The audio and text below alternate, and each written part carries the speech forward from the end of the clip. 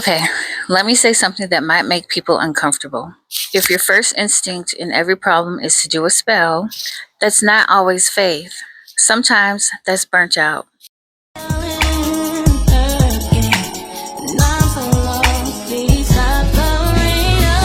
Hello everyone and welcome to or back to my channel. Thank you for tuning in to another video, and as we're going to talk about more basically about spiritual burnt out and why it isn't always best to do another spell to solve that problem. Basically, this is a time when your spirit needs rest, so if you feel like this video is for you, go ahead and continue watching. If you watched my last video, you know I talked about silence and basically stepping back when your spirit needs rest. Today I want to go deeper as into why that happens, because spiritual burnout is real and a lot of people are experiencing it without really having the language for it. So if you're wondering if you can relate to this, I'm going to talk about what spiritual burnout really is. Spiritual burnout isn't laziness. It's also not a lack of discipline.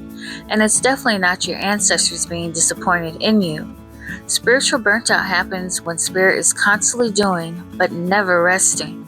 When your practice becomes reactive instead of intentional, when you feel pressure to fix everything spiritually, when you're scared something bad will happen if you stop. That's not power, that's exhaustion. Let's talk about 4 common signs what spiritual burnout actually looks like, because it's not always that obvious. Sign 1. Everything feels urgent. You feel like if you don't light a candle, cleanse, pray, or protect immediately, something bad will happen. Sign 2. You feel irritated or overwhelmed by spiritual work. Things that once felt grounded now feel heavy or annoying. Sign 3. You keep doing work but feel no peace afterwards. The ritual ends, but the anxiety stays.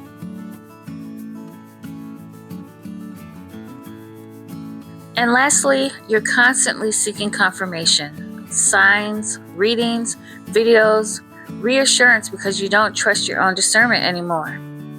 That's a spirit asking for rest.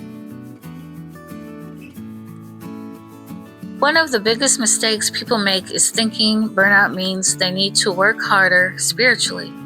But Hoodoo isn't powered by panic, it's powered by relationship. You don't build relationship by constantly demanding results. You build it through listening, consistency, and knowing when to sit still. Rest doesn't disconnect you from your ancestors, it reconnects you to yourself. Sometimes the most powerful thing you can do is stop lighting candles and start sleeping. Start eating properly and start breathing again. Your spirit lives in your body. If your body is exhausted, your spirit will be too.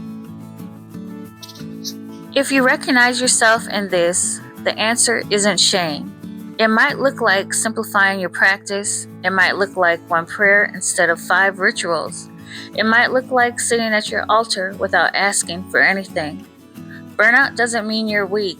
It means you've been carrying too much alone. Your ancestors don't need you frantic to hear you. They don't require constant proving. And they don't abandon you when you rest. They already know you're tired. Until then, remember this. Peace is not a sign of laziness. It's a sign of alignment. And always remember to be free, be you, and be magical. I'll see you guys in the next one. Bye.